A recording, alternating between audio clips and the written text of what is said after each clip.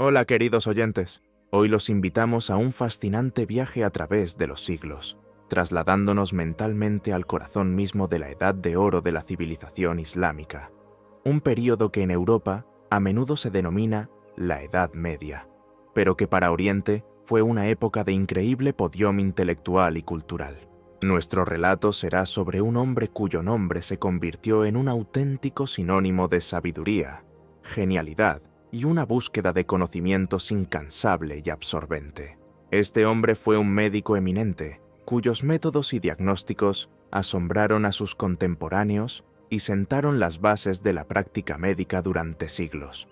Un filósofo profundo, cuyas construcciones metafísicas e investigaciones lógicas se convirtieron en objeto de estudio y debate para generaciones de pensadores. Un científico enciclopedista, cuyos intereses abarcaban prácticamente todas las áreas del saber conocidas en aquel momento, desde la astronomía y las matemáticas hasta la mineralogía y la botánica, y también un talentoso poeta y músico, cuya obra reflejaba la riqueza de su mundo interior. Fue un verdadero titán del pensamiento, cuyas obras fundamentales iluminaron durante muchos siglos el camino del conocimiento científico tanto para Oriente como para Occidente, convirtiéndose en una especie de puente entre la antigüedad y la época del Renacimiento. Su nombre completo era Abu Ali Hussain ibn Abdallah ibn Sina, pero para todo el mundo es mucho más conocido por el breve y sonoro nombre de Avicena,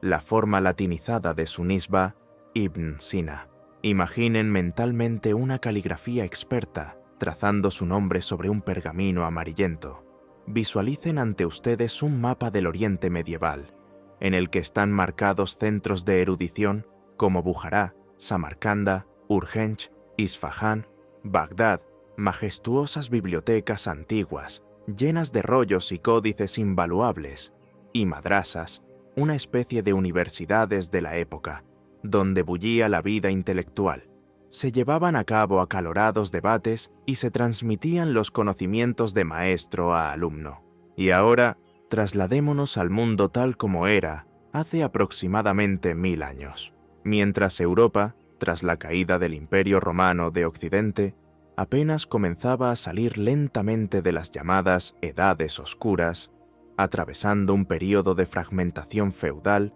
y relativo estancamiento cultural en las vastas extensiones de Oriente, desde la lejana Andalucía en la península ibérica, donde brillaba Córdoba, hasta la próspera Asia Central e Irán, donde se extendían Samarcanda y Nishapur, ya ardía con toda su fuerza un fuego brillante e inextinguible de ciencia y cultura. Este período, aproximadamente del siglo VIII al XIII, pasó a la historia como la Edad de Oro del Islam, una época en la que la ciencia de habla árabe alcanzó alturas increíbles, preservando, traduciendo, comentando y desarrollando creativamente el legado de la antigua Grecia, Roma, India y Persia. Fue en este mundo, un mundo lleno no solo de complejas intrigas políticas, disputas dinásticas y guerras destructivas, sino también de increíbles avances intelectuales, descubrimientos científicos, revelaciones filosóficas y logros artísticos, donde nuestro héroe estaba destinado a nacer. Abu Ali al-Hussain, Ibn Abdallah, Ibn al-Hassan, Ibn Ali Ibn Sina,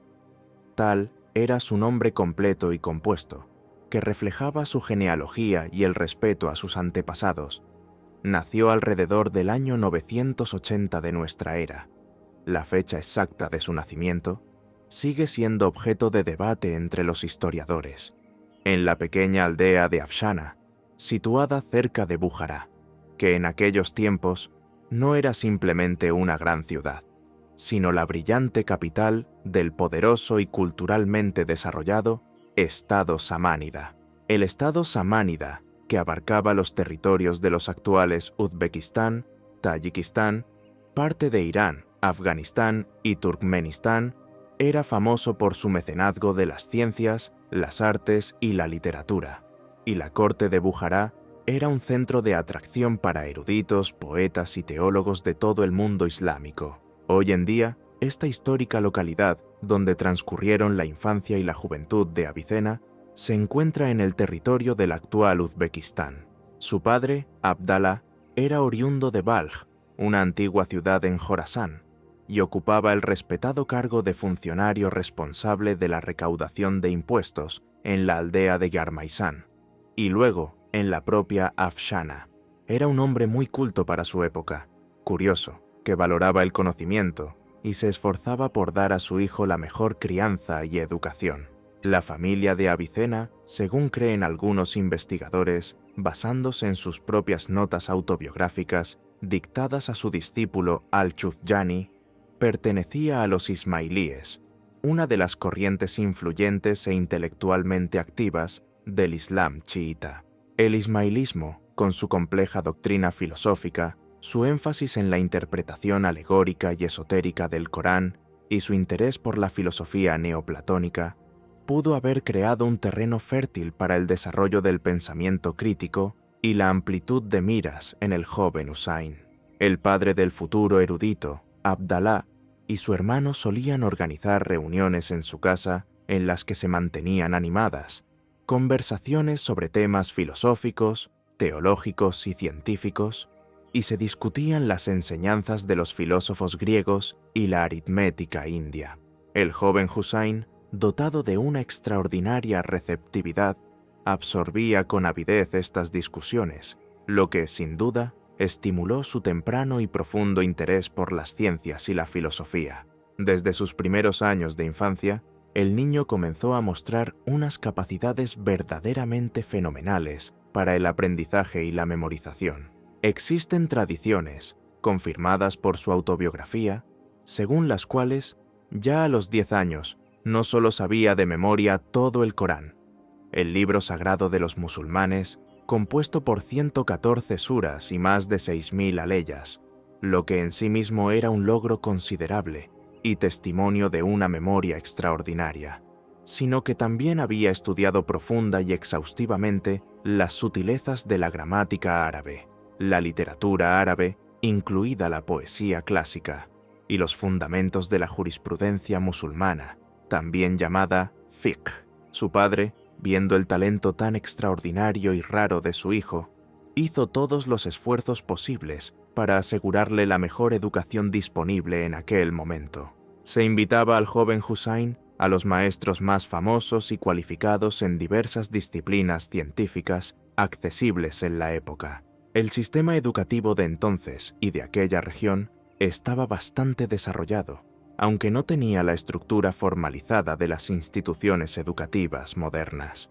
La educación primaria, el maktab, solía incluir el estudio del Corán, el idioma árabe, la escritura y los fundamentos de la aritmética. Para los alumnos más capaces, se abrían caminos hacia el estudio de la gramática, la retórica, la poesía, así como ciencias especiales en el marco de la enseñanza individual, con eruditos reconocidos, o en círculos en mezquitas y madrasas. El joven Avicena no se limitó al programa estándar. Se sumergió con entusiasmo en el estudio de la aritmética india, famosa por su sistema de numeración decimal posicional, que incluía el uso del cero, lo cual era una enorme ventaja sobre los sistemas romano o griego, y abría nuevas posibilidades para los cálculos matemáticos. Su tutor, Mahmud Masa, un vendedor de verduras, al parecer era un hombre culto y conocedor de los mercaderes indios y sus métodos de cálculo. También aprendió los fundamentos del derecho musulmán,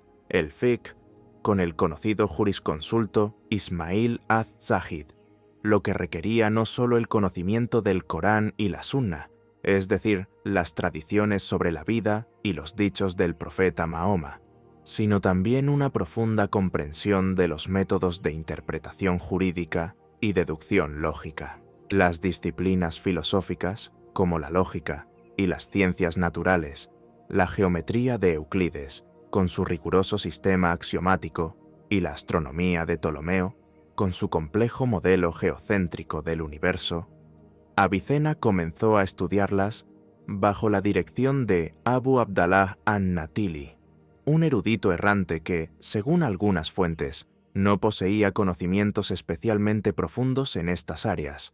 pero logró despertar en el inquisitivo alumno un vivo interés y dirigirlo por el camino de la investigación independiente. Se conservan testimonios del propio Avicena de que, durante el estudio de la Isagoge de Porfirio, la famosa introducción a las categorías de Aristóteles, que servía como principal libro de texto de lógica, planteaba a Annatili preguntas tan complejas y sutiles sobre definiciones, géneros, especies y universales, a las que éste a menudo no podía dar una respuesta satisfactoria y exhaustiva. Con frecuencia, el propio Avicena proponía formulaciones y soluciones más precisas, sorprendiendo a su maestro con la profundidad de su comprensión y la agudeza de su mente. Por ejemplo, podía rebatir las definiciones de géneros y especies propuestas por el maestro, señalando su incompletitud, contradicciones internas o disconformidad con los principios aristotélicos,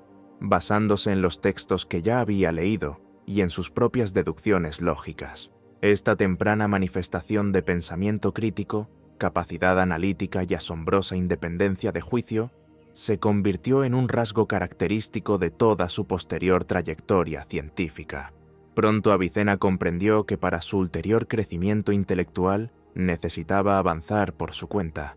profundizando en el estudio de los textos originales, reflexionando sobre ellos y verificando sus conclusiones con su propia experiencia y razón. Pueden imaginar a este adolescente inquisitivo y determinado, Avicena, completamente absorto en la lectura de antiguos rollos y libros cubiertos de compleja caligrafía árabe, estudiando atentamente intrincados dibujos geométricos y tablas astronómicas que servían a los eruditos de entonces para conocer las leyes de la naturaleza y la estructura del universo. Su mente e imaginación se sentían especialmente atraídas por la medicina y la filosofía, dos áreas del conocimiento que en aquella época estaban estrechamente interconectadas, ya que la medicina se consideraba no solo el arte de curar el cuerpo, sino también una ciencia que requería una profunda comprensión de la naturaleza del hombre y del mundo circundante.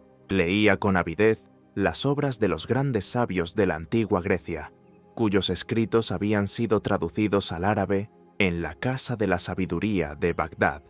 también conocida como Bait al-Hikma, y otros centros de traducción. Entre ellos se encontraban Platón, con su doctrina del mundo ideal de las ideas y la inmortalidad del alma; Aristóteles, el primer maestro, con su sistema omnicomprensivo de lógica, física, metafísica y ética; Galeno de Pérgamo, autoridad indiscutible en medicina durante 1500 años, cuyos tratados anatómicos y fisiológicos fueron la base de la educación médica; e Hipócrates, el legendario padre de la medicina, cuyos aforismos y principios éticos conservaban su actualidad. Todos estos tesoros del pensamiento antiguo estaban al alcance de Avicena gracias al titánico trabajo de traductores como Hunayn ibn Ishaq y su escuela. La famosa Metafísica de Aristóteles, una de las obras más complejas y fundamentales de la filosofía antigua, según su propia y franca confesión, la leyó 40 veces enteras, intentando penetrar en su significado profundo, pero muchos pasajes seguían siendo para él oscuros y confusos. Esto continuó hasta que, por pura casualidad, en un mercado de libros, por el insignificante precio de 3 diremes, cayó en sus manos un pequeño tratado, un comentario a la Metafísica de Aristóteles, escrito por el eminente filósofo de la generación anterior, Abu Nasr al-Farabi, el segundo maestro, después de Aristóteles. Este momento se convirtió para el joven Avicena en una auténtica revelación intelectual, la clave para comprender los conceptos más complejos de la ontología y la teología aristotélicas. Recordaba que, tras leer el comentario de al-Farabi, sintió tal alegría que al día siguiente repartió limosna entre los pobres en agradecimiento a Dios por esta iluminación. Después de esto, se dedicó al estudio de la filosofía con nueva fuerza y una comprensión más profunda. Paralelamente, con un fervor increíble, se dedicó por su cuenta a la medicina. Su interés por esta ciencia era tan grande que no solo estudió minuciosamente las obras teóricas de grandes predecesores como Galeno, Hipócrates, Oribasio, Pablo de Egina, sino también los escritos del eminente médico persa Abu Bakr Muhammad ibn Zakaria ar-Razi, conocido en Occidente como Races, famoso por su vasta experiencia clínica, sus detalladas descripciones de enfermedades, por ejemplo, la viruela y el sarampión, y su enfoque crítico hacia las autoridades. Avicena se esforzó por adquirir las habilidades prácticas necesarias para una práctica médica exitosa. Comenzó a visitar a los enfermos, a observar atentamente el curso de diversas dolencias, a analizar los síntomas, a discutir casos complejos con médicos experimentados de Bujará,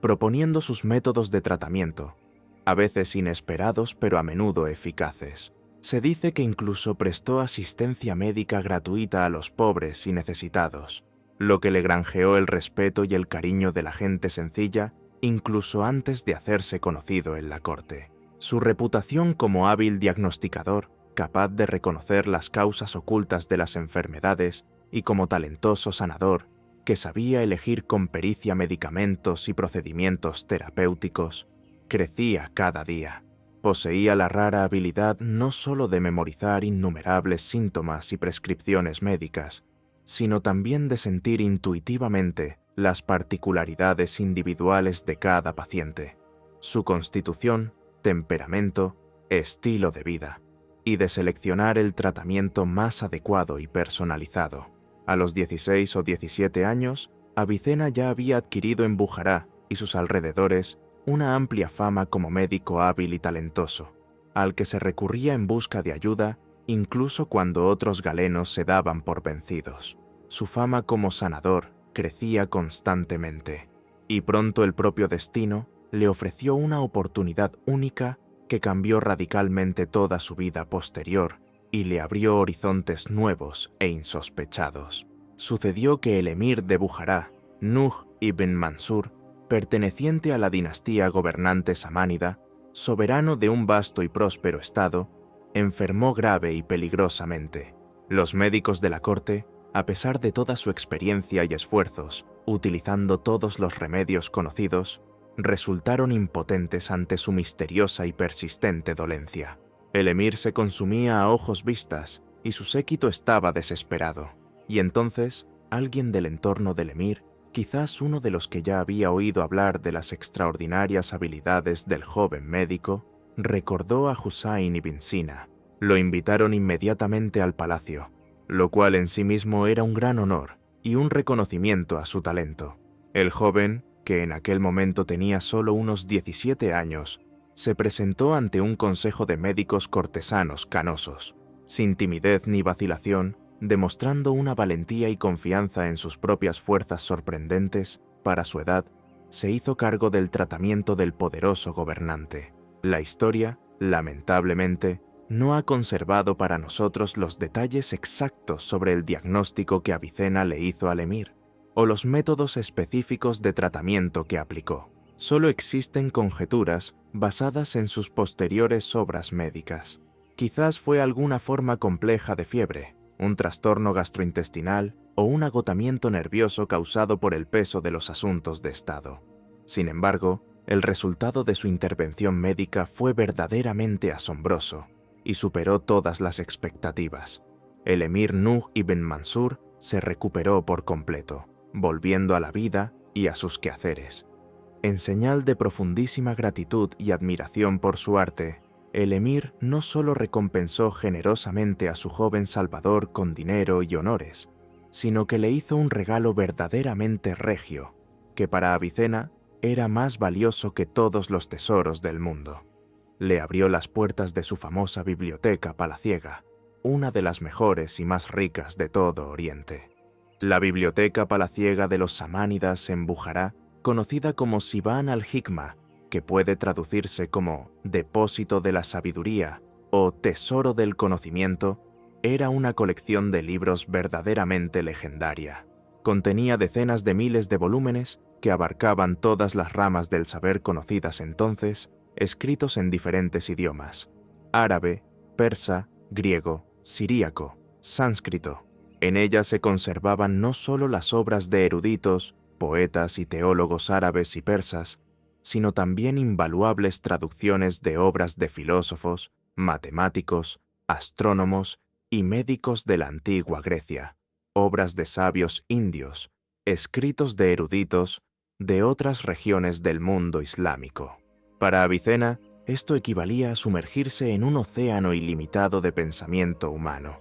en una fuente inagotable de conocimientos. Se dedicó de lleno al estudio de estos tesoros. Recordaba haber encontrado allí libros que nunca antes había visto y de los que ni siquiera había oído hablar. Libros sobre todas las ramas del saber,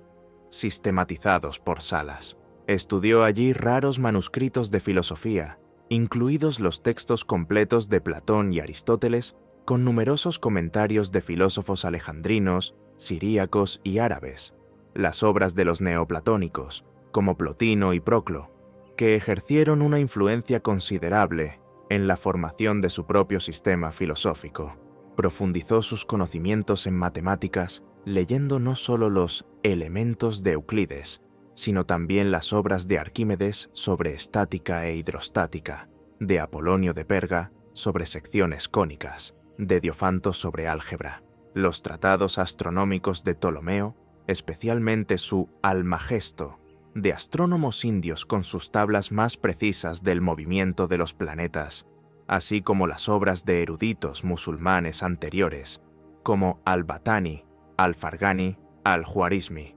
Fueron por él cuidadosamente estudiados y críticamente asimilados. Tampoco pasó por alto las ciencias del lenguaje, gramática, retórica, poética, así como la historia, la geografía, la ética y la política. Fue precisamente en este bendito período, teniendo acceso ilimitado a tal riqueza incalculable de conocimientos, cuando Avicena sentó las sólidas bases de su erudición verdaderamente enciclopédica, que asombró a sus contemporáneos y descendientes. No solo leía, sino que analizaba profundamente lo leído, comparaba diferentes puntos de vista, hacía numerosas anotaciones, sistematizaba la información, creando en su mente un cuadro del mundo coherente y omnicomprensivo. Ya entonces, a la edad de unos 18 o 20 años, comenzó a escribir activamente sus primeras obras independientes, entre las que se encontraban comentarios a las obras de autores antiguos,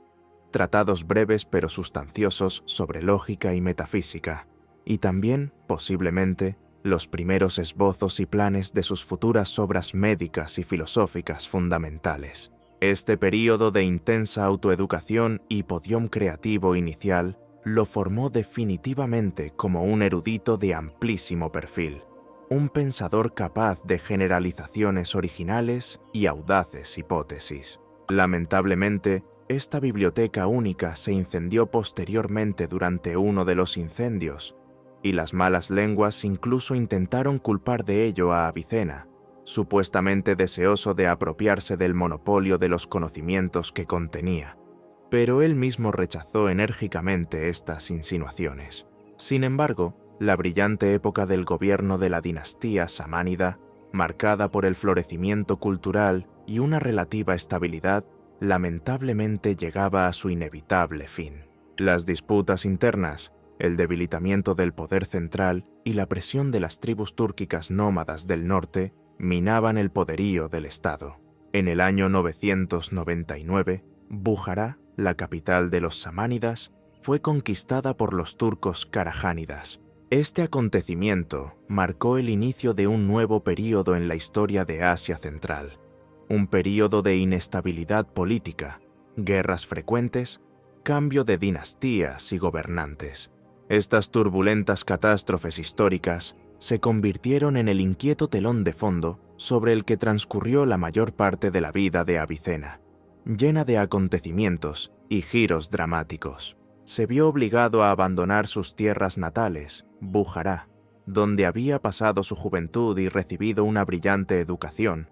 y a comenzar la difícil vida llena de privaciones y peligros, de un erudito y médico errante, trasladándose de un lugar a otro en busca del patrocinio de gobernantes ilustrados, condiciones tranquilas para el trabajo científico y la oportunidad de aplicar sus conocimientos en la práctica. En sus viajes, podría haber trazado en un mapa imaginario una ruta compleja y sinuosa de sus desplazamientos, que atravesaba numerosas ciudades y regiones de Irán y Asia Central, a veces envueltas en acciones militares, asedios o incluso parcialmente destruidas. Su camino lo llevó primero a Corasmia, una antigua y rica región en el curso inferior del Amu Daria, a su capital Urgench, también conocida como Gurganj, donde en aquel tiempo gobernaba el emir Ali ibn Mamun, y luego su hermano y sucesor Mamun II ibn Mamun de la dinastía mamúnida. La corte de los mamúnidas en Urgench era en aquel entonces uno de los centros científicos y culturales más brillantes de todo el Oriente Islámico. Aquí, bajo el patrocinio de los ilustrados Shah de Corasmia, se reunió toda una pléyade de eminentes eruditos, pensadores y poetas, creando una especie de Academia de Mamun, informal pero muy influyente. Entre ellos se encontraba un erudito enciclopedista tan grande como Abu Rayhan al-Biruni,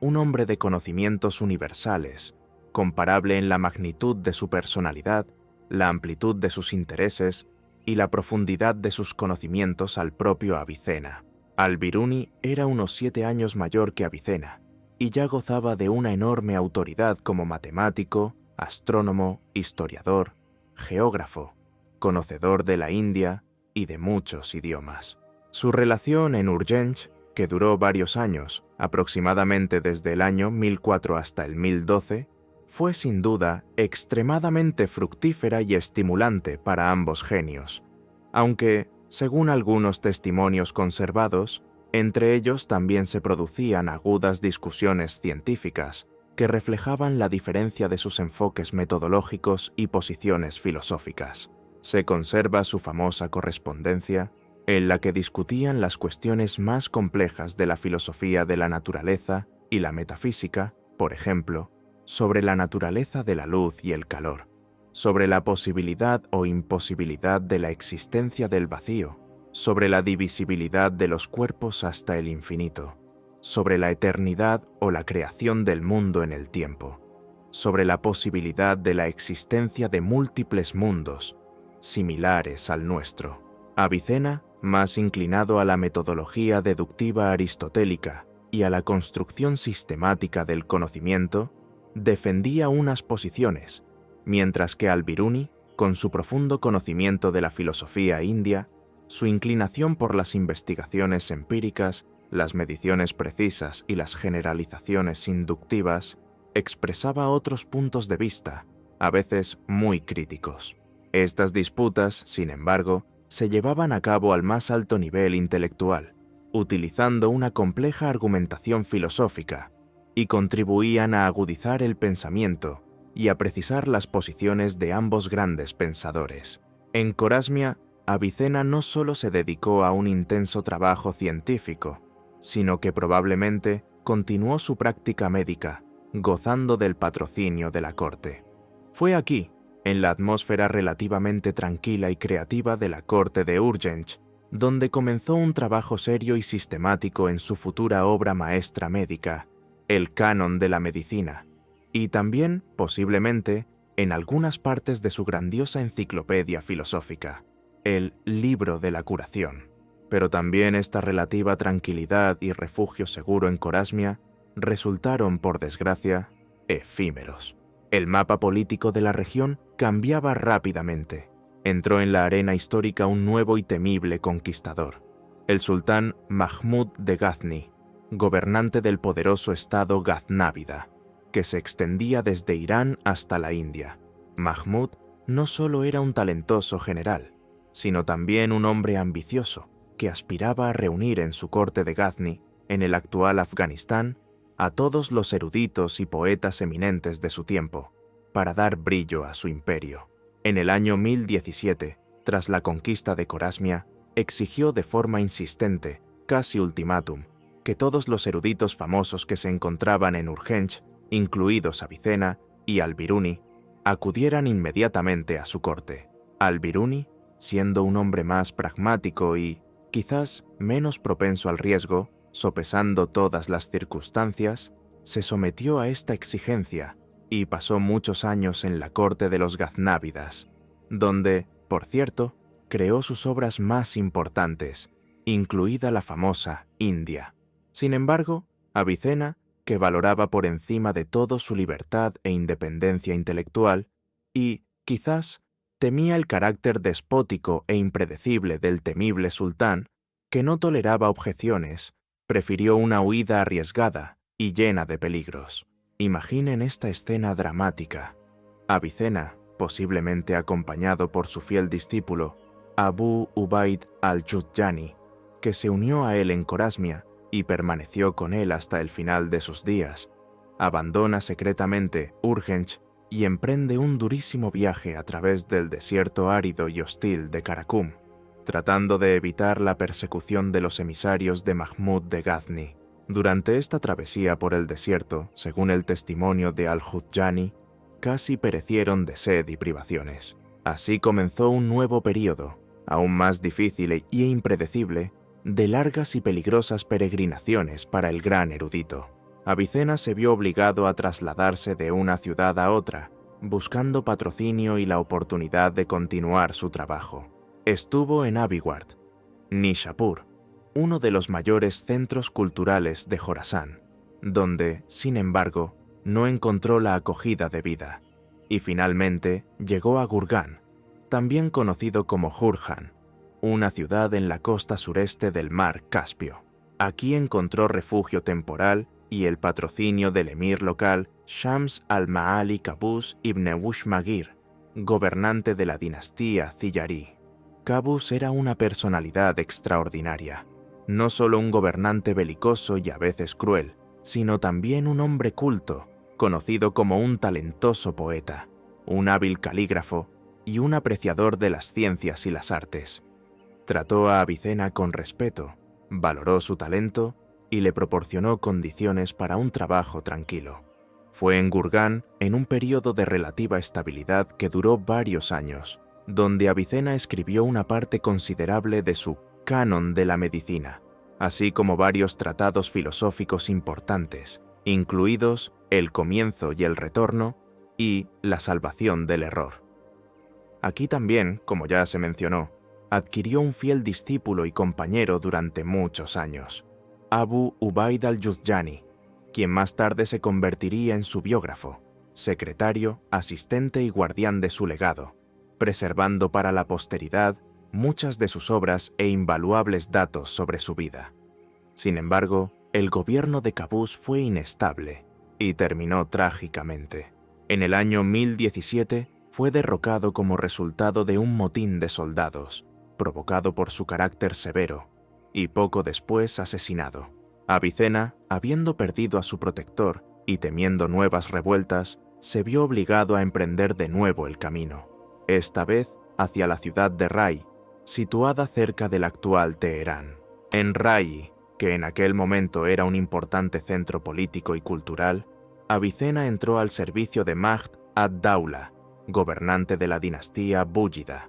y de su madre, la influyente gobernante Sayyida Hatun. Aquí también se dedicó a la práctica médica y al trabajo científico, pero la situación política en Rai era extremadamente inestable debido a las luchas intestinas y la amenaza de Mahmud de Ghazni. Después de permanecer en Rai durante algún tiempo, Avicena se trasladó a Hamadán, capital de otro emirato, gobernado también por un representante de la dinastía Búyida. Aquí gobernaba el emir Shams ad-Daula. En Hamadán, Avicena rápidamente se ganó una enorme autoridad como médico hábil y afortunado. Cuando el emir Shams ad-Daula enfermó gravemente de un cólico estomacal doloroso, del que, por cierto, también padecía el propio Avicena durante muchos años, todos los médicos de la corte resultaron impotentes. Avicena, aplicando sus conocimientos y experiencia, logró curar al gobernante, ganándose así su confianza y gratitud ilimitadas. Como recompensa, el emir no solo lo nombró su médico personal, sino que también le otorgó el alto y responsable cargo de visir, es decir, primer ministro. Como visir, Avicena intentó llevar a cabo algunas reformas administrativas y financieras destinadas a ordenar la administración, combatir la corrupción y mejorar la situación de la población. Sin embargo, su actividad en este campo se topó con una feroz resistencia por parte de la influyente nobleza militar, compuesta principalmente por mercenarios túrquicos y dailamitas, que lo veían como un extraño, un erudito ajeno a sus intereses, y temían la merma de sus privilegios e ingresos. Las intrigas en su contra, alimentadas por la envidia y el descontento, llevaron a que, durante uno de los motines de soldados, su casa fuera saqueada y él mismo apenas escapara de ser linchado. El emir, temiendo más disturbios, se vio obligado a destituirlo del cargo de visir e incluso, durante un tiempo, unos 40 días, a encarcelarlo en la fortaleza de Farjan. Sin embargo, cuando la grave enfermedad del emir se reanudó con nueva fuerza y ninguno de los otros médicos podía ayudarlo, desesperado volvió a llamar a Avicena, quien, olvidando las afrentas, lo curó de nuevo y fue restaurado con honores en el cargo de visir. Este período en Hamadán, que duró unos 10 años, fue extremadamente tenso y lleno de acontecimientos. Durante el día, Avicena se ocupaba de asuntos de estado complejos y responsables, recibía visitantes, resolvía disputas y también llevaba una extensa práctica médica, mientras que las noches, a menudo hasta altas horas de la madrugada, las dedicaba a un intenso trabajo científico, dictando sus obras a sus discípulos y a una animada comunicación con ellos, discutiendo problemas filosóficos y científicos. Fue en Hamadán, a pesar de todas las dificultades y vicisitudes del destino, donde completó el primer libro del Canon de la Medicina y una parte considerable de su enciclopedia filosófica, el Libro de la Curación. Tras la muerte del emir Shams ad-Dawla en el año 1021 y las consiguientes nuevas turbulencias políticas, la lucha por el poder entre sus hijos y la creciente presión de los vecinos hostiles, Avicena, previendo disturbios inevitables, decidió abandonar secretamente Hamadán. Entró en correspondencia con Ala ad-Dawla, gobernante de Isfahán de la dinastía Kakúyida, conocido por su mecenazgo de las ciencias, y, disfrazado de derviche, acompañado por su hermano, Al-Juzjani, y 2 sirvientes, partió hacia Isfahán. Este viaje también estuvo lleno de peligros, pero finalmente alcanzaron su objetivo sanos y salvos. Fue aquí, en Isfahán, una de las ciudades más bellas y prósperas de Irán, donde finalmente encontró una relativa tranquilidad, estabilidad y condiciones muy favorables para su trabajo científico y creativo durante muchos años posteriores, que se convirtieron en el período más fructífero de su vida. Fue precisamente en estos difíciles años de peregrinación, servicio cortesano, intrigas políticas e intenso trabajo científico cuando Avicena creó y completó su obra principal, que inmortalizó su nombre para siempre y le valió la fama de príncipe de los médicos, Al-Qanun fi Tib, que en árabe significa el canon de la medicina. No se trataba simplemente de otro libro de medicina, sino de una enciclopedia médica exhaustiva y monumental que logró no solo sintetizar y sistematizar todos los logros más significativos de la medicina grecorromana, de autores como Hipócrates, Galeno, Dioscórides, de la medicina india, por ejemplo, Sushruta y Charaka, y de la medicina árabo-persa, en particular Ar-Razi y Ali ibn Abbas al-Majusi, acumulados hasta entonces, sino que también fue generosamente complementada con las propias observaciones clínicas originales, la rica experiencia práctica, las generalizaciones teóricas y los descubrimientos científicos del propio Avicena. El canon era una obra grandiosa que se distinguía por una estructura lógica rigurosa, claridad de exposición y una cobertura enciclopédica del material, y constaba de 5 voluminosos libros. En el primer libro del canon, de carácter teórico, Avicena no solo expuso detalladamente los fundamentos de la anatomía y la fisiología del cuerpo humano, siguiendo en gran medida la doctrina de Galeno, sino que también introdujo importantes precisiones y adiciones propias. Por ejemplo, describió con más exactitud que Galeno los músculos del ojo y el mecanismo de la visión, la estructura del oído y el proceso de percepción auditiva, las funciones de diferentes partes del sistema nervioso, aunque se adhirió a la teoría galénica del movimiento de los espíritus vitales, también conocidos como pneuma, a través de los nervios que parten del cerebro y el corazón. Su doctrina de los temperamentos, a saber, sanguíneo, colérico, flemático, melancólico, basada en la teoría hipocrático-galénica de los 4 humores corporales: sangre, bilis amarilla, flema, bilis negra, y su influencia en la salud física y psíquica, así como en la predisposición a ciertas enfermedades, era muy detallada y tenía en cuenta no solo las características constitucionales innatas de la persona, sino también la influencia de factores como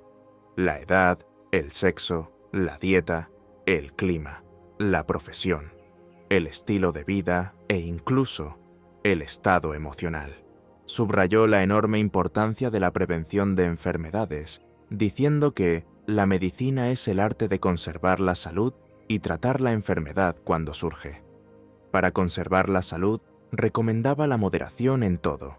en la comida y la bebida, describiendo detalladamente las propiedades de diversos alimentos, en el trabajo y el descanso, en el sueño y la vigilia, así como ejercicios físicos regulares y variados, el endurecimiento, el baño y el masaje. Prestó especial atención a la higiene del cuerpo, la ropa, la vivienda, el agua y el aire. Este libro también contenía información general sobre las causas de las enfermedades, tanto internas como externas, sus síntomas, métodos de diagnóstico, incluido un detallado estudio del pulso y el análisis de la orina, y los principios generales del tratamiento. En el segundo libro del canon, dedicado a los medicamentos simples, es decir, remedios compuestos por un solo componente, Avicena describió alrededor de 813 diferentes remedios de origen vegetal, animal y mineral conocidos en la época.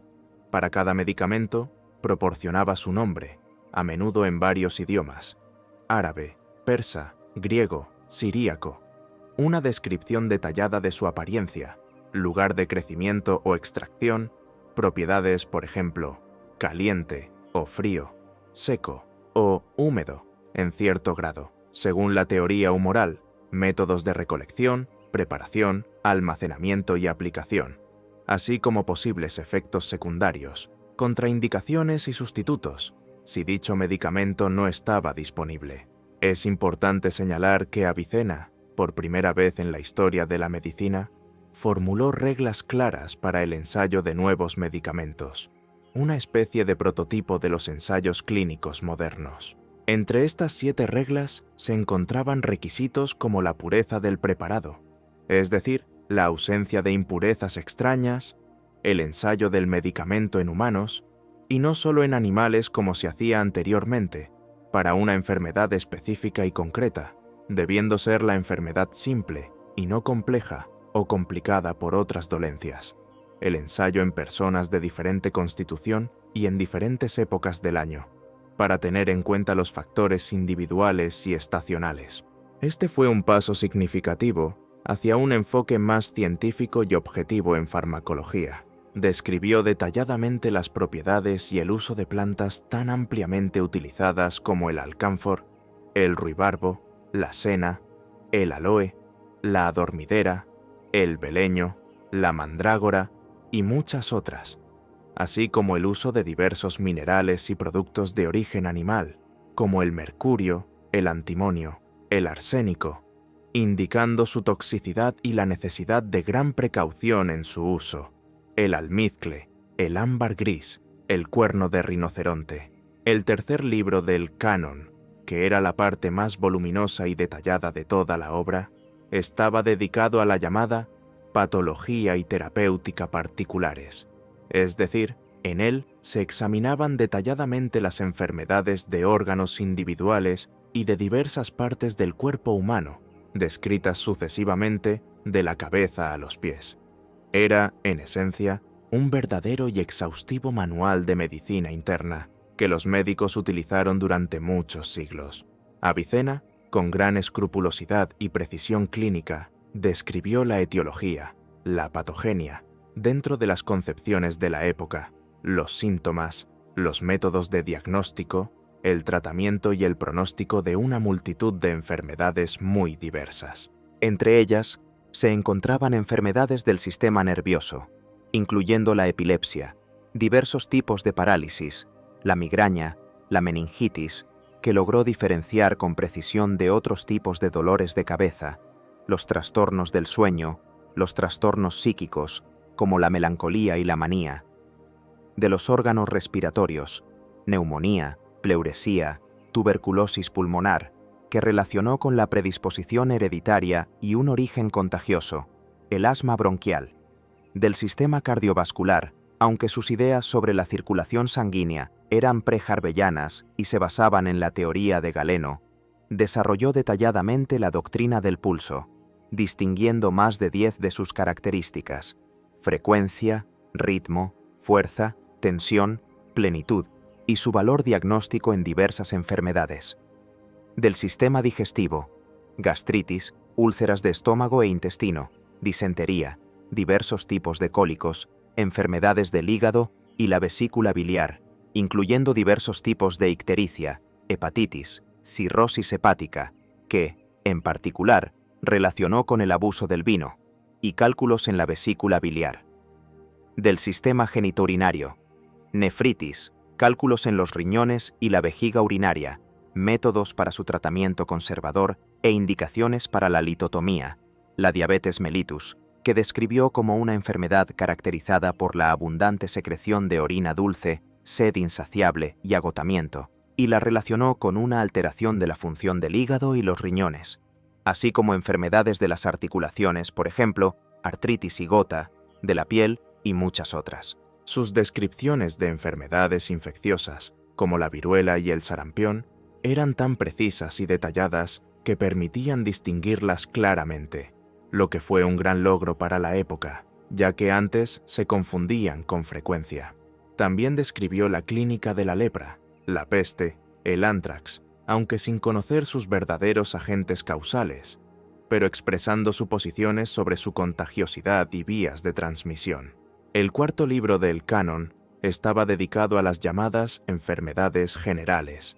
es decir, aquellas que afectan a todo el organismo en su conjunto, como diversos tipos de fiebres, que clasificó según sus causas, curso y síntomas, así como a cuestiones de cirugía, tratamiento de tumores, aunque principalmente benignos y superficiales, cosmética y conservación de la belleza. En la sección sobre cirugía, Avicena describió métodos de tratamiento de heridas, incluyendo su limpieza, sutura, drenaje, quemaduras, congelaciones, fracturas, incluyendo métodos de reducción de fragmentos óseos, aplicación de vendajes inmovilizadores y férulas hechas de diversos materiales, reducción de luxaciones, extracción de cuerpos extraños. También consideró cuestiones de amputación de extremidades, en casos extremos, por gangrena, litotomía, es decir, extracción de cálculos de la vejiga urinaria, tratamiento de hernias, aunque el propio Avicena, como representante de la alta erudición y la medicina filosófica, practicaba relativamente poco la cirugía, considerándola más bien un oficio que requería fuerza física, destreza manual y experiencia práctica, y no profundos conocimientos teóricos. No obstante, comprendía la importancia y la necesidad de las intervenciones quirúrgicas en ciertos casos y se esforzaba por fundamentar teóricamente su realización y perfeccionar la técnica. También prestó atención a las cuestiones de la anestesia durante las operaciones, recomendando el uso de diversos narcóticos y sedantes, como el opio, la mandrágora, el beleño, así como métodos de distracción y enfriamiento. Es interesante también la sección sobre cosmética, donde daba numerosos consejos para el cuidado de la piel del rostro y el cuerpo, el cabello, los dientes, para la eliminación de diversos defectos de apariencia,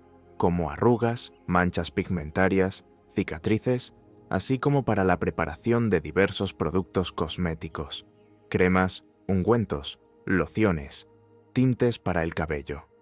Finalmente, el quinto libro del canon, titulado Pharmacopoeia o Acrabadín, de la palabra griega graphidion, que significa libro o lista, contenía recetas y métodos de preparación de medicamentos complejos y multicomponentes, como diversos elixires, jarabes, polvos, píldoras, ungüentos, emplastos, así como diversos antídotos, por ejemplo, la tríaca. Era, en esencia, un verdadero y detallado manual práctico para los farmacéuticos de la época, que utilizaban en su trabajo diario para la preparación y dispensación de medicamentos. El canon de la medicina de Avicena se difundió muy rápidamente por todo el mundo islámico, desde España hasta la India, convirtiéndose en el libro de cabecera de varias generaciones de médicos y en el principal libro de texto en las escuelas de medicina. Y ya en el siglo XII fue traducido al latín por el eminente traductor Gerardo de Cremona, que trabajaba en Toledo, España, y otros eruditos de la época. Esta traducción,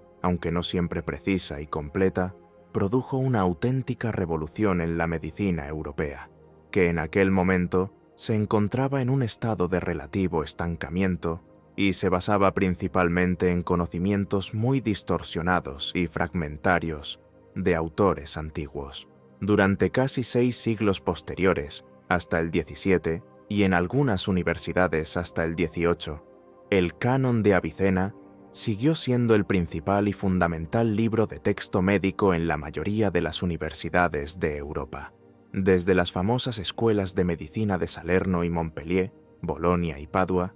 hasta las célebres universidades de París, Oxford, Cambridge y muchas otras. Su autoridad científica era tan alta que se comparaba con la del propio Galeno, y en algunas cuestiones incluso lo superaba, ya que ofrecía una exposición del material más sistematizada y lógica. Por el número de copias manuscritas y ediciones impresas en Europa durante la Edad Media y principios de la Edad Moderna, el canon de Avicena solo era superado por la Biblia. Por ejemplo, en el siglo XV, tras la invención de la imprenta, se imprimió 16 veces y en el XVI otras 20 veces, lo que atestigua su enorme popularidad y demanda. Se le llamaba respetuosamente la Biblia médica, y al propio Avicena, el príncipe de los médicos, en latín Princeps Medicorum, o el segundo después de Galeno.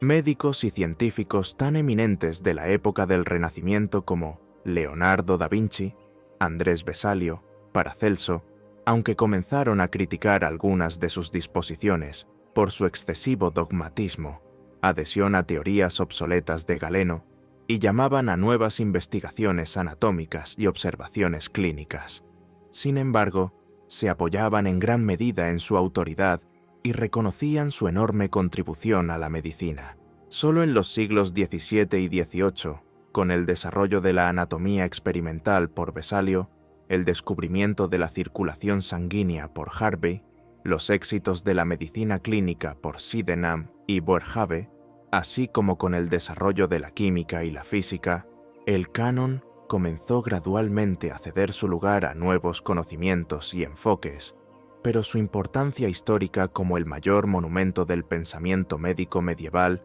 y como eslabón de unión entre la medicina antigua y la medicina europea moderna, sigue siendo imperecedera. La crítica del canon en épocas posteriores se refería principalmente a su adhesión a algunas teorías obsoletas de Galeno, por ejemplo, la patología humoral o la doctrina del neuma, la insuficiente atención a las disecciones anatómicas, que en el mundo islámico, por razones religiosas y éticas, no se practicaban tan ampliamente como fue posible más tarde en Europa, y cierta esquematización y dogmatismo en la descripción del tratamiento de algunas enfermedades. No obstante, su agudeza clínica, la coherencia lógica de su exposición, su alcance enciclopédico y su orientación práctica hicieron del canon un manual médico insuperable durante muchos siglos. Pero Avicena no fue solo un médico genial, cuyo nombre está inscrito con letras de oro en los anales de la historia de la medicina. Su mente inquisitiva e inquieta aspiraba a abarcar y conocer todas las esferas del saber accesibles en aquel momento, toda la suma de la sabiduría humana. Prácticamente en paralelo con el titánico trabajo sobre el canon de la medicina y otros numerosos, aunque menos conocidos, tratados médicos, trabajó con no menor diligencia e inspiración en otra obra monumental y omnicomprensiva,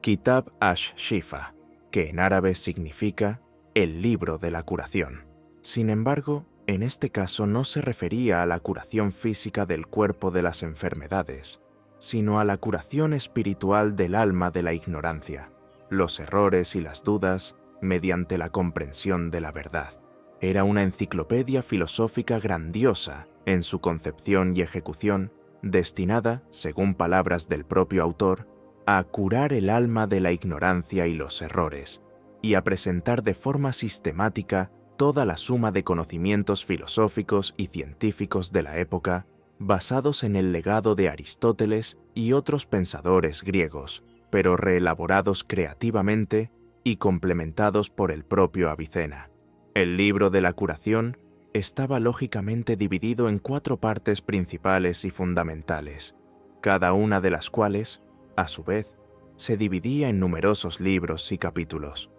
La primera parte estaba dedicada a la lógica, la segunda a la física o filosofía natural, incluyendo la psicología, la botánica, la zoología, la mineralogía y la meteorología, la tercera a las ciencias matemáticas, incluyendo la aritmética, la geometría, la astronomía y la teoría musical, y la cuarta, la más importante y compleja, a la metafísica o primera filosofía. En la sección de lógica del libro de la curación, que en sí misma constituye una obra voluminosa, Avicena no solo relató y comentó los escritos lógicos de Aristóteles, conocidos bajo el nombre general de Organon, sino que también desarrolló sustancialmente su doctrina, introduciendo importantes adiciones y precisiones originales. Investigó especialmente a fondo la lógica modal, es decir, la doctrina de las categorías de necesidad, posibilidad y actualidad de los juicios y silogismos, así como la teoría del silogismo, analizando detalladamente sus diversas figuras y modos, incluidos los silogismos condicionales y disyuntivos. También dedicó gran atención a la teoría de las definiciones, las clasificaciones, la inducción y la analogía, así como a los problemas del lenguaje y su relación con el pensamiento. Sus obras lógicas ejercieron una influencia considerable no solo en los lógicos árabes posteriores, sino también en los escolásticos europeos, como Pedro Hispano y Alberto Magno, que las conocieron a través de traducciones latinas. En la extensa sección de física, o ciencia de la naturaleza, Avicena examinó una amplísima gama de cuestiones relativas a la estructura y las leyes del mundo material. Su doctrina del movimiento, aunque basada en la concepción aristotélica, contenía también elementos innovadores. Por ejemplo, desarrolló la teoría del meil, que puede traducirse como inclinación o tendencia, una especie de ímpetu o fuerza impresa, según la cual un cuerpo arrojado se mueve no porque el aire circundante lo empuje continuamente, como creía Aristóteles, sino gracias a una fuerza inmaterial impresa en él por el lanzador en el momento del lanzamiento, que se agota gradualmente debido a la resistencia del medio o a la resistencia interna del propio cuerpo. Esta teoría fue un paso importante hacia la comprensión de la inercia y anticipó las ideas de pensadores europeos posteriores, como Jean Buridan. Discutió detalladamente sobre la naturaleza del tiempo y el espacio, considerando el tiempo como medida del movimiento, o, como él se expresaba, el número del movimiento en relación con lo anterior y lo posterior, y el espacio como una especie de receptáculo de los cuerpos, aunque no el vacío en sentido absoluto. Su doctrina de los 4 elementos, tierra, agua, aire, fuego, y sus cualidades principales, frío, humedad, calor, sequedad, constituía la base de su comprensión de la estructura de la materia, los procesos físicos y químicos, así como la fisiología del cuerpo humano. En la sección sobre meteorología, intentó explicar fenómenos naturales como los vientos, las lluvias, las tormentas, el arco iris, el halo, los cometas, los meteoros, los terremotos, relacionándolos con las evaporaciones de la tierra y el agua, el movimiento de las masas de aire, la ignición de gases en la atmósfera o en el interior de la tierra. Sus concepciones geológicas, expuestas en la sección sobre los minerales, también eran muy progresistas para su época. Expresó la idea del cambio lento pero continuo de la superficie terrestre, de la formación de montañas como resultado de largos procesos de levantamiento de porciones de tierra, y la subsiguiente acción de la erosión bajo la influencia del agua y el viento, así como del origen de los restos fósiles de animales marinos que encontraba en las montañas, lejos del mar. Lo explicó correctamente diciendo que estas áreas alguna vez fueron fondo marino, y los fósiles son restos de animales y plantas antiguos que fueron sepultados en rocas sedimentarias y con el tiempo se fosilizaron bajo la acción de una fuerza petrificante, especial o soluciones minerales. En las secciones de zoología y botánica, ofreció clasificaciones detalladas de animales y plantas, describió su estructura, fisiología, reproducción y estilo de vida, siguiendo en gran medida a Aristóteles y Teofrasto, pero añadiendo también observaciones propias, así como información extraída de fuentes árabes y persas. Su doctrina del alma, o psicología, expuesta en una sección especial del Libro de la Curación, fue especialmente profunda y ejerció una enorme influencia en la filosofía posterior. Distinguió 3 niveles principales del alma, o facultades vitales. El alma vegetativa, en árabe, an-nafs an-nabatiyya, responsable de la nutrición, el crecimiento y la reproducción, propia de las plantas, los animales y el hombre. El alma animal, an-nafs al-hayawaniyya, que posee las facultades de sensación, movimiento voluntario y apetitos, como la ira, el miedo, el deseo, propia de los animales y el hombre. Y el alma racional, an-nafs an-natika, propia solo del hombre y que posee la capacidad de pensamiento abstracto, conocimiento de los universales, es decir, conceptos generales, autoconciencia y elección moral. Cada una de estas almas, a su vez, tenía sus fuerzas o facultades específicas. Por ejemplo, el alma animal tenía 5 sentidos externos: vista, oído, olfato, gusto, tacto, y 5 sentidos internos, localizados, según él, en diferentes partes del cerebro. El sentido común, en árabe his mushtarak, que sintetiza los datos de los sentidos externos en una imagen completa. La facultad de representación, hayal, que conserva las imágenes de lo percibido después de cesar la acción sobre los órganos de los sentidos. La imaginación, mutahayila, en el hombre. Mufakira, en los animales, que es capaz de combinar y separar imágenes creando nuevas representaciones.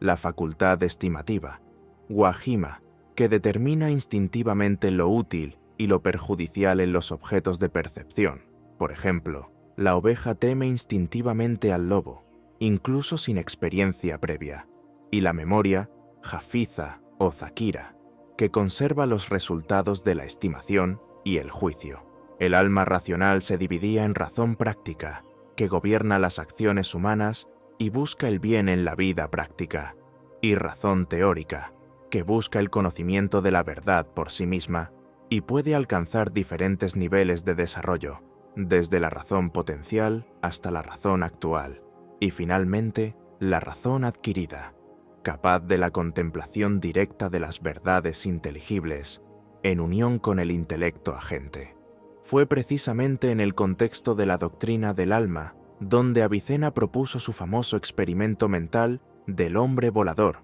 o el hombre suspendido en el aire, que demuestra la autoevidencia de la existencia del alma, o autoconciencia, independientemente del cuerpo y la experiencia sensible. En la sección de matemáticas del libro de la curación, Avicena expuso sistemáticamente los fundamentos de la aritmética, incluyendo la teoría de los números, las proporciones y la extracción de raíces.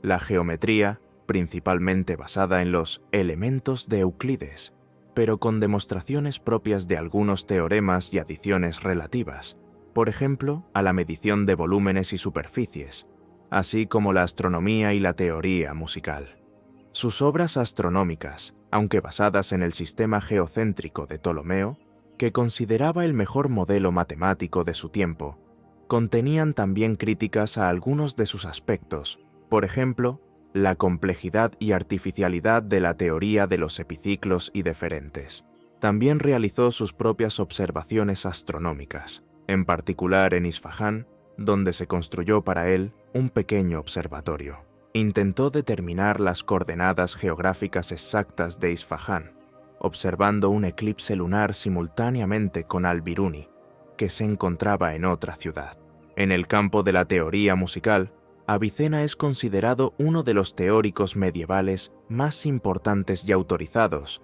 tanto en Oriente como en Occidente, tras la traducción de sus obras al latín. En una sección especial del libro de la curación, así como en otros de sus escritos, describió detallada y matemáticamente los intervalos musicales, las consonancias y disonancias, los principios de construcción de los modos musicales, conocidos en la tradición árabe como maqamat, y diversas estructuras rítmicas, llamadas Ika. También ofreció una clasificación de los instrumentos musicales utilizados en su época, dividiéndolos en instrumentos de cuerda, como el laúd o ud, el tambur, el canún o cítara, el rabab o instrumento de arco,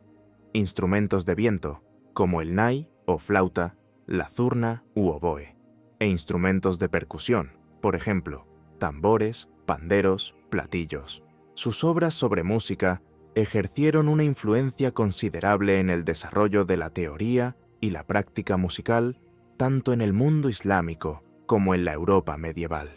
En la sección final y más importante del libro de la curación, la metafísica, o primera filosofía, la ciencia divina, que el propio Avicena consideraba la culminación de toda su obra filosófica, desarrolló su profunda y original doctrina sobre el ser, sobre Dios como el ser necesario, en árabe wajib al-wujud,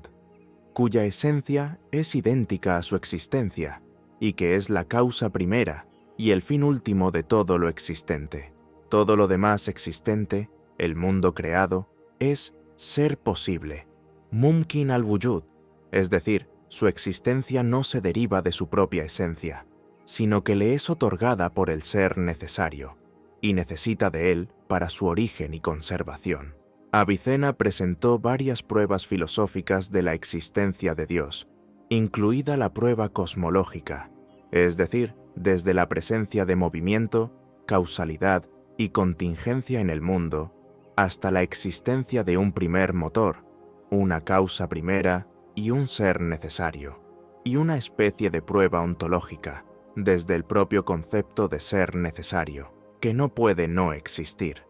hasta su existencia real. Su doctrina de la emanación, en árabe, faiz, describía el proceso de origen del mundo, a partir de Dios, no como una creación instantánea de la nada, en latín, creatio ex nihilo, sino como un proceso eterno y necesario de flujo o irradiación, similar a como la luz emana del sol. De Dios, como principio primero, único y absolutamente simple, emana el primer intelecto, o mente. Este primer intelecto, siendo complejo, ya que piensa a Dios, asimismo como consecuencia necesaria de Dios, y asimismo como posible en su esencia, engendra el segundo intelecto, el alma de la primera esfera celestial y el cuerpo mismo de esta esfera, es decir, la esfera de las estrellas fijas. Este proceso de emanación continúa jerárquicamente hacia abajo, a través de los intelectos y esferas celestiales subsiguientes, o esferas de los planetas, hasta el 10º,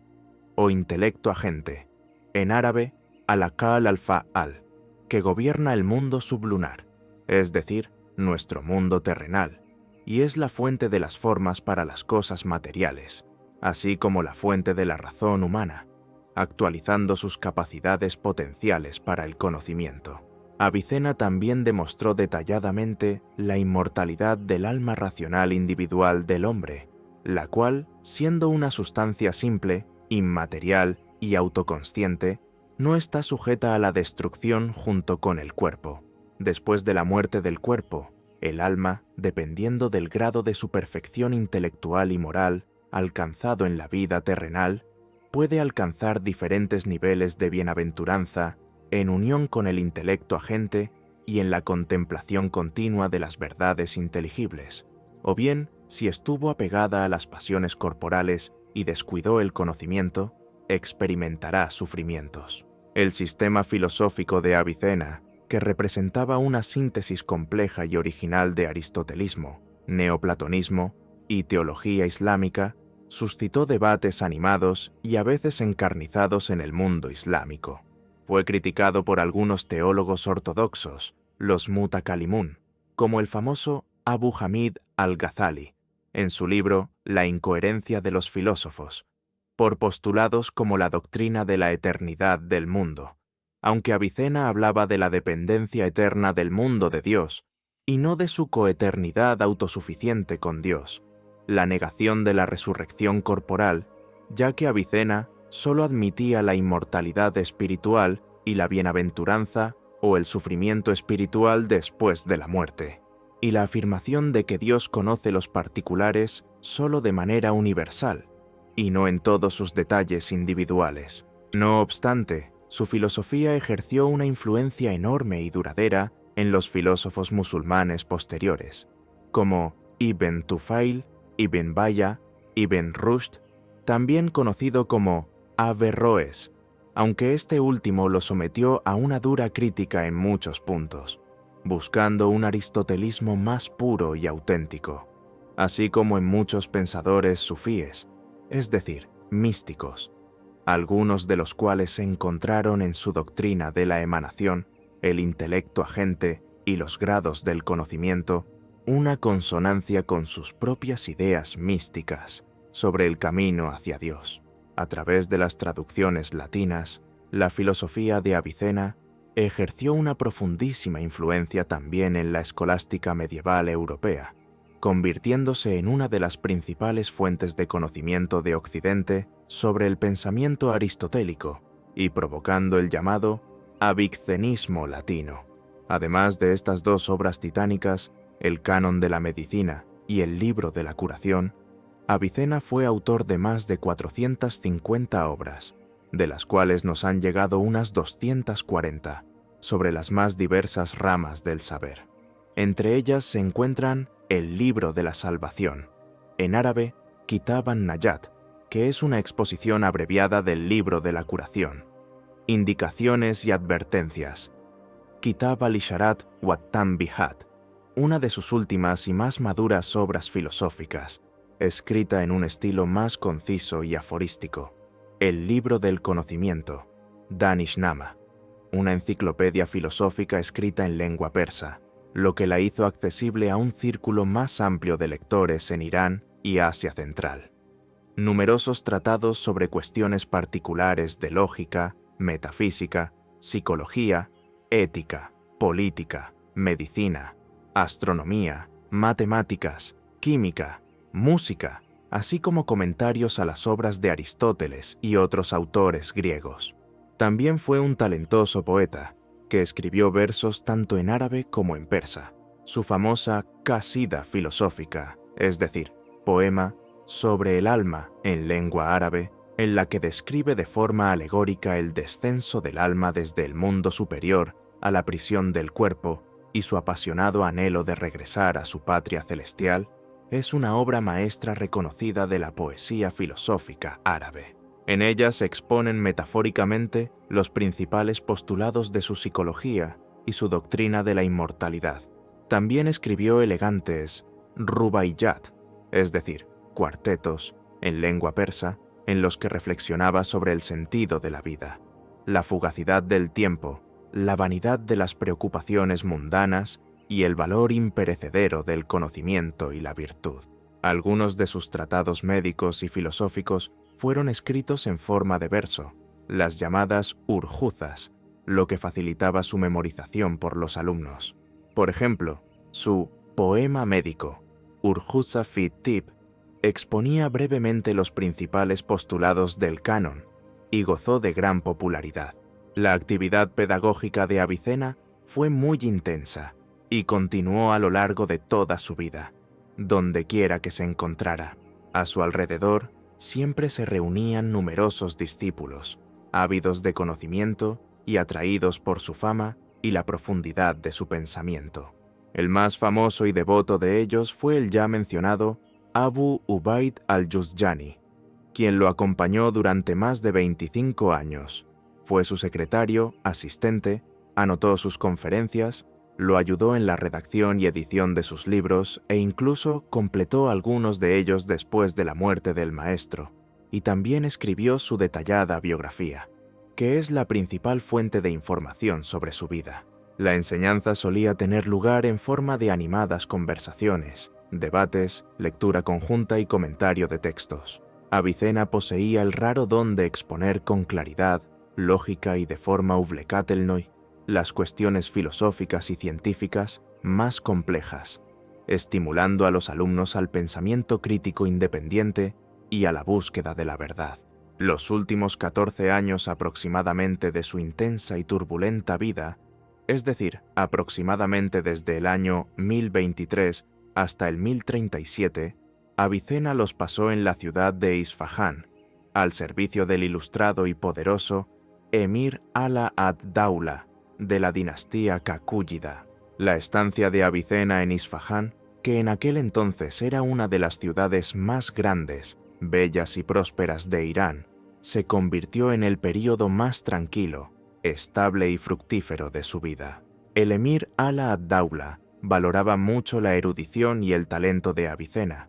Lo trataba con gran respeto y consideración. Le proporcionó todas las condiciones necesarias para el trabajo científico. Construyó para él un observatorio para observaciones astronómicas y le aseguró el acceso a ricas bibliotecas. Avicena no solo se dedicó a una intensa actividad científica y literaria, sino que también participó activamente en la vida cortesana. Fue consejero del emir en diversas cuestiones y lo acompañó en sus campañas militares como médico personal y consultor. Sin embargo, un trabajo intelectual tan intenso, una vida inquieta, llena de traslados y preocupaciones en los años anteriores, y también, posiblemente, el abuso del vino, que, según algunos testimonios, consumía para aliviar la fatiga y estimular la actividad creativa, y de opiáceos que tomaba tanto como medicamento para sus dolorosos cólicos estomacales, como, posiblemente, también para aumentar su capacidad de trabajo, minaron gradual pero inexorablemente su otrora robusta salud. Existen diferentes versiones sobre la causa exacta de su enfermedad y muerte. Según una de las versiones más extendidas, murió por una agudización de un cólico estomacal crónico, que se manifestó con especial intensidad durante una de las campañas militares del emir Ala ad-Daula contra Hamadán. Según otra versión, él, siendo un médico experimentado, intentó tratarse a sí mismo, pero utilizó remedios demasiado fuertes y agresivos, lo que solo empeoró su estado. También existe la versión de que uno de sus sirvientes, deseando robarle o por venganza, le añadía opio a su medicamento en dosis excesivas, o incluso lo envenenó con algún otro veneno. Sea como fuere, sintiendo la proximidad del fin, Avicena, según informan sus biógrafos, mostró grandeza de espíritu y humildad.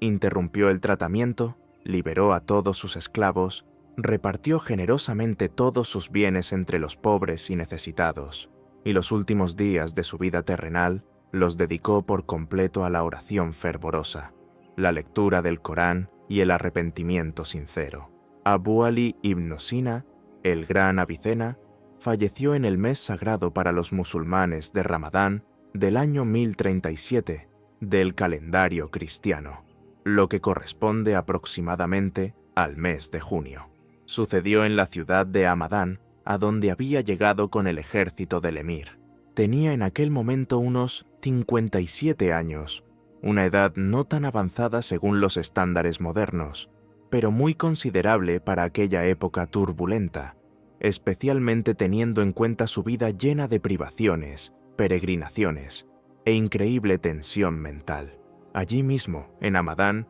fue enterrado con grandes honores. Hoy en día, en esta ciudad iraní, se alza un mausoleo majestuoso y hermoso, construido sobre su tumba en el siglo XX, en el lugar de un enterramiento más antiguo. Este mausoleo, con su característica torre cónica, se ha convertido no solo en un hito arquitectónico, sino también en un lugar de auténtica peregrinación para numerosos admiradores de su genio de todo el mundo. Eruditos, médicos, filósofos, estudiantes y simplemente personas cultas que acuden a rendir homenaje a este gran pensador. La muerte de Avicena no significó en absoluto su olvido o la extinción de su influencia. Al contrario, su fama y autoridad con el tiempo solo continuaron creciendo, extendiéndose cada vez más amplia y profundamente, tanto en Oriente como en Occidente. Sus numerosas y profundas obras se convirtieron en una parte integral y fundamental de todo el legado intelectual y cultural de la humanidad. En el mundo islámico sigue siendo venerado como uno de los más grandes filósofos, bajo el honorable título de Ash-Sheikh ar-Ra'is, que significa jefe de los sabios o líder de los eruditos, y uno de los médicos más autorizados de todos los tiempos. Sus ideas originales, conceptos filosóficos y teorías médicas continuaron siendo activamente estudiadas, comentadas, desarrolladas y discutidas por generaciones posteriores de pensadores, eruditos y médicos de Oriente durante muchos siglos. Sus obras médicas, y en primer lugar, el canon, siguieron siendo la base de la práctica médica y la educación médica en la mayoría de los países del mundo islámico hasta los siglos XIX y XX. En Europa, como ya hemos mencionado repetidamente, su Canon de la Medicina, tras su traducción al latín, se convirtió en el auténtico fundamento para el desarrollo de toda la medicina europea durante muchos siglos, y sus ideas filosóficas, especialmente en el campo de la metafísica, la lógica y la psicología, ejercieron una enorme influencia estimulante en el desarrollo de la escolástica medieval. Pensadores europeos tan eminentes de la Edad Media y el Renacimiento como Alberto Magno, Tomás de Aquino, Roger Bacon, Duns Scoto, Guillermo de Ockham y muchos otros utilizaron activamente las ideas de Avicena, citaron abundantemente sus obras, entablaron con él un diálogo o una polémica fructífera. Su doctrina sobre la distinción entre esencia y existencia, sobre la clasificación de las ciencias, sobre el alma y sus facultades, sobre la naturaleza del conocimiento, sobre Dios y su relación con el mundo, se convirtió en parte integral de la tradición filosófica europea durante muchos siglos. Los nombres Avicena y Averroes, es decir, Ibn Rushd, otro gran filósofo árabe, se convirtieron para los europeos en auténticos símbolos de la sabiduría y la erudición árabes, la personificación de la enorme contribución que la civilización islámica hizo a la preservación y el desarrollo del legado antiguo y a la formación de las bases de la ciencia moderna. Y en nuestros días, después de un milenio entero, Avicena sigue siendo una figura de importancia mundial e interés imperecedero. Su legado continúa siendo estudiado y altamente valorado por eruditos de diferentes países y especialidades. Su enfoque holístico de la medicina, que tiene en cuenta no solo el estado físico, sino también el psíquico del paciente. Su énfasis en la importancia de la prevención, la higiene, la nutrición adecuada y un estilo de vida saludable. Su profunda comprensión de las conexiones psicosomáticas, todo esto encuentra un eco vivo y confirmación en la medicina y la psicología modernas. Sus ideas filosóficas sobre la naturaleza del conocimiento, sobre la relación entre fe y razón, sobre el lugar del hombre en el universo, sobre el sentido de la vida y los caminos para alcanzar la felicidad continúan suscitando un agudo interés entre los investigadores y sirviendo de objeto de animados debates. Se han erigido monumentos a Avicena en muchos países del mundo, incluida su patria, Uzbekistán, así como Irán, Tayikistán y otros países. Numerosas universidades llevan su ilustre nombre, por ejemplo, el Instituto Médico Estatal de Bujará Abu Ali Ibn Sina, la Universidad Avicena en Kabul, la Universidad Ibn Sina en Daca, facultades de medicina, grandes clínicas y centros científicos, calles y plazas en muchas ciudades del mundo. En Tayikistán, su cumpleaños se celebra como el Día del Trabajador Médico y de la Ciencia. Sus invaluables obras se conservan en forma de antiguos manuscritos y raras ediciones impresas en las bibliotecas más grandes del mundo, y continúan siendo activamente publicadas, traducidas a diferentes idiomas y estudiadas. Sigue siendo un símbolo imperecedero de la época del florecimiento de la ciencia y la cultura en el mundo islámico y un puente eterno que conecta las civilizaciones de Oriente y Occidente. ¿Por qué, entonces, la personalidad y el legado de Avicena son tan importantes y actuales para nosotros hoy, en el siglo XXI, tantos siglos después de su vida y actividad? En primer lugar, es, sin duda, la asombrosa universalidad y enciclopedismo de su genio. Demostró claramente que la razón humana, con la debida diligencia y aspiración, es capaz de abarcar y conocer profundamente las áreas más diversas, a veces aparentemente distantes entre sí, del ser, desde la estructura de las partículas más pequeñas de la materia, tal como se entendía entonces, y las leyes del movimiento de los cuerpos celestes hasta las más altas revelaciones metafísicas sobre la naturaleza de Dios y el ser,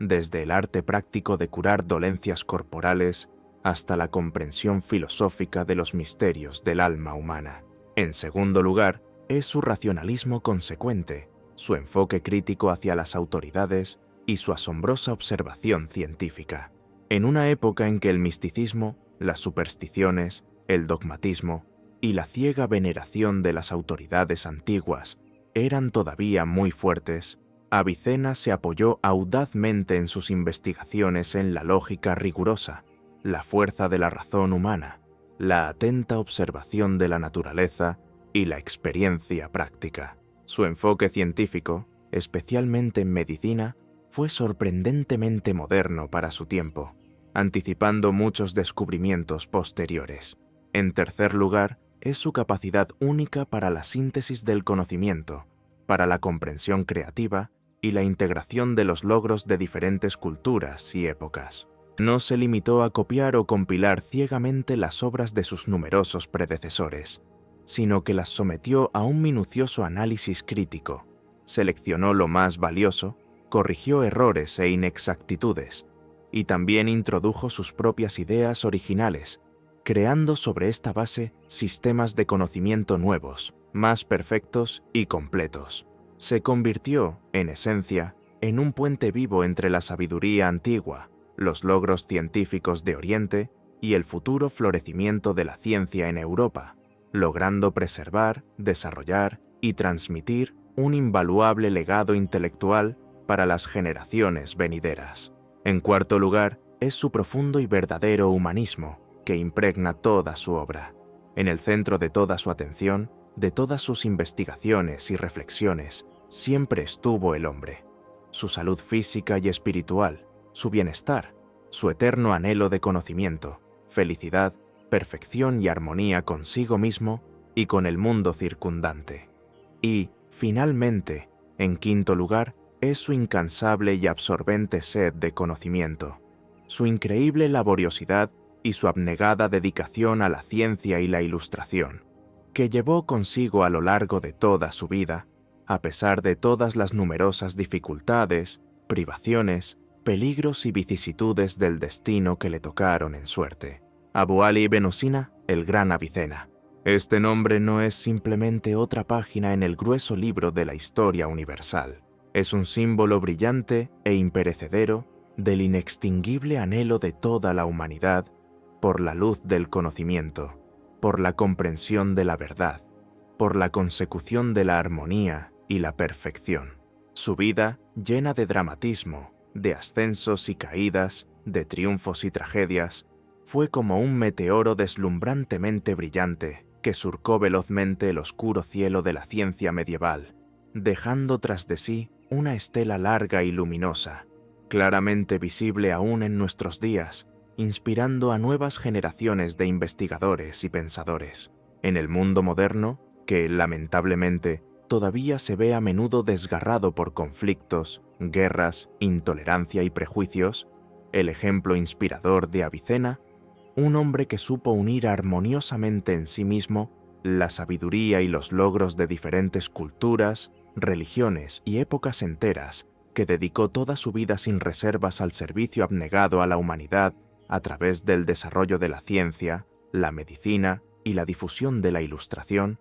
parece especialmente actual y significativo. Su invaluable legado nos recuerda constantemente que el conocimiento auténtico no tiene ni debe tener fronteras nacionales, religiosas o ideológicas, que la poderosa razón humana, armada con la lógica, la experiencia y el anhelo de verdad, es capaz de superar cualquier obstáculo, incluso el más complejo, y que el verdadero genio, quien quiera que sea y donde quiera que viva, pertenece por derecho a toda la humanidad y sirve a su progreso. Que ante su mirada mental desfile el majestuoso panorama de su asombrosa vida, las imágenes de sus obras inmortales, los testimonios de su enorme influencia en el desarrollo de la civilización mundial, y que todo ello culmine con el rostro sabio y espiritualizado de Avicena, quizás sobre el fondo de un cielo estrellado infinito, símbolo de la eternidad del conocimiento, o de un sol naciente brillante, símbolo de la luz inextinguible de la razón. Recuerden a este titán del pensamiento la próxima vez que admiren los últimos avances de la medicina moderna, se asombren de la complejidad y belleza de las teorías científicas, o reflexionen sobre la profundidad de las eternas cuestiones filosóficas. Sepan que en cada uno de estos logros, en cada destello de sabiduría humana, hay también una partícula invisible del genio inmortal de Avicena, un hombre que se adelantó muchos siglos a su tiempo y entró para siempre, por derecho propio, en el sagrado panteón de las más grandes mentes jamás nacidas por la humanidad. Gracias por su atención. Esperamos que este relato haya sido para ustedes instructivo e interesante.